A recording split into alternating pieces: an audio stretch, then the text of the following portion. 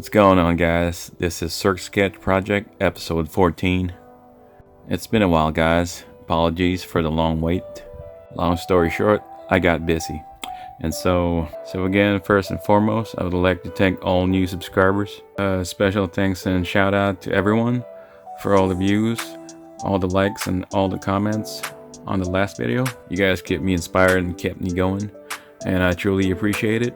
So today, guys, we're gonna continue on with the main story, but seeing as how we got more subscribers and viewers, I figured this be the right time to explain how the story plot unfolds and a little bit of history from the human faction. Also, again, guys, today this may be an ongoing trend on my videos. Another request has been made. Of course, yours truly is willing and able. Her name is Jewel, and for all of you guys who are a big fan of hers on VIGO, I have a special treat for you at the end of the video, so make sure you watch until the end. And so with that said, and without further ado, let's begin. In order to understand the present, we must dig deep in the past. Our tale begins with the four ancient kings. Four vast kingdoms of humanity that once ruled over the land. Ruled and overseen by the four kings. Their names are lost in the bowels of history. They are only remembered by the legacy they left behind. One of which that resonates the most is their heroic deeds and actions in the first unification wars.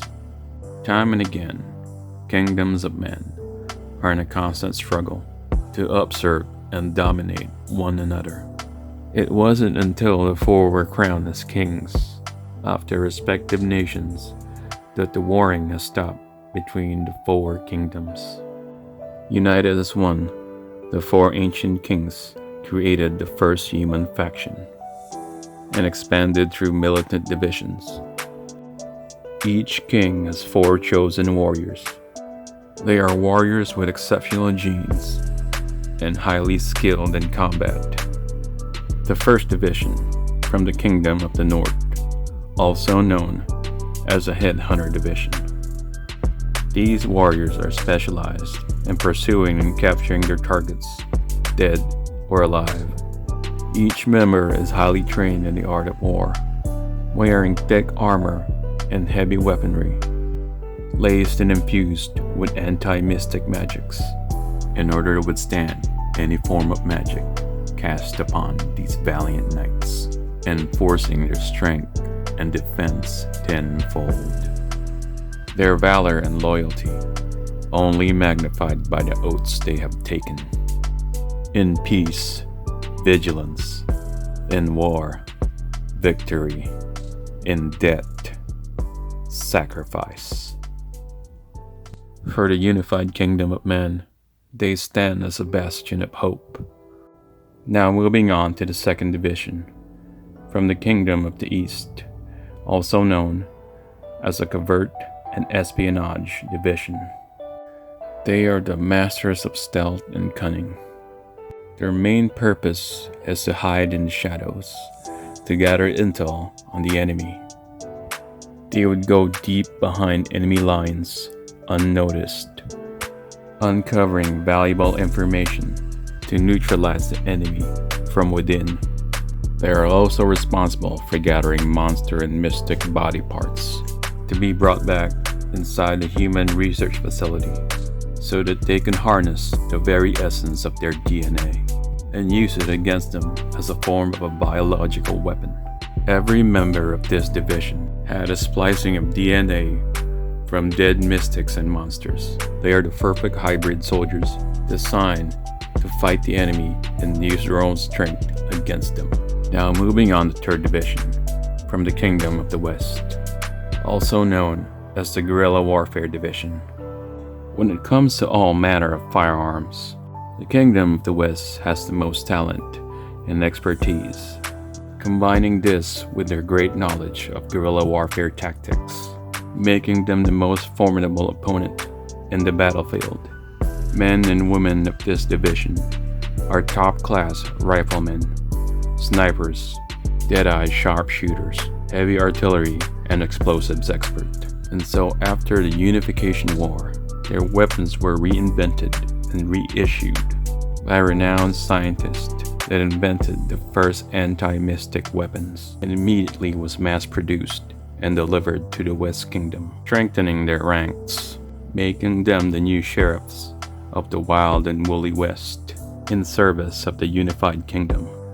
And now the last, but not the least, moving on to the 4th Division, from the Kingdom of the South, also known as the Assassin Division. Amongst all the divisions, these tribunal warriors are the most feared in the battlefield. These tribe warriors are descendants from a unique bloodline, known for their innate ability to use metamorphosis. In layman's terms, they are skin changers, changing from man into beast when all is lost in the midst of battle. They use this as a last resort, tapping into their primal instinct. When in beast mode, they are very susceptible in giving in to their bloodlust, as they were invoked by the Southern King to go on intense training and strict discipline to control the beast within, refining their skills to the highest level, forging these elite warriors to become the perfect executioners for the Assassins Division. These are the 4 divisions of the human faction, born from the Unification War, as the 4 ancient kings decreed to fight side by side for the survival of humanity. And now we branch off to a different time in history, before the 4 ancient kings had taken the crown, long before their rule. The previous kings before them were visited by the great wizard, who goes by the name Ruscaferd. He prophesied the rise of the first mystic and the summoning of the great devourer of men. But instead of taking heed of his warning, he was cast aside and branded as a heretic. And so time passed, and after a year of unending war between kingdoms, the destruction caused by their weapons has ravaged the land, and with it, the home of the ancient mystics, undisturbed for thousands of years, but within a blink of an eye, turned into rubble, burnt into ash, and their sacred temples to worship their deities are now defiled. But in the middle of all this chaos, there was one mystic priestess that managed to survive. Barely alive, she crawls her way back to one of the remaining sacred temples. In there, she made a pact with a dark deity to summon the great devourer of men. The dark deity has granted her wish and covered the land in darkness, summoning a lunar eclipse, and it is followed by a tear in the fabric of reality, opening a gateway into a dark void. In all 4 corners of each kingdom, a massive horde of monsters came pouring out. The great devourer of men has been unleashed. The attack started in small villages and towns, but it spread like wildfire through capitals and cities. But even still, with their crumbling kingdoms, humanity cannot stop fighting against themselves until the fateful day that the 4 ancient kings had taken the crown and united humanity in one banner, converging their forces into one unified faction. With the rising tide of monsters backing mankind into a corner, humanity has no other way to replenish its armada. As the saying goes, when there's light, there's always darkness, even inside the walls of said kingdom. At this point in time, humanity is nearing the brink of extinction. In the last-ditch effort to save their people, the 4 ancient kings decided on one final requisition. The order of their decree was taken directly to the Human Research Facility. They are given the prime directive to mass produce the clones of elite soldiers. Many amongst the elite soldiers volunteered for the cloning process, but only a few were chosen. For not only are you the chosen patriarch, you are also chosen as the grand overseer of your own clone army, meaning that when in battle, every command, every strategy of any military tactics that you foresee or formulate in your thoughts is quickly executed with precise accuracy by your clone army. As the overseer, you are connected and linked to your own clone army in a vast network, interconnected like a hive mind. This is made possible by cybernetic brain implants. Shortly after amassing a legion of battalions, the 4 ancient kings led their elite clone army in all 4 directions of the map, where the tear in the fabric of reality has taken place. Without wasting a single moment, each king has led the charge into battle.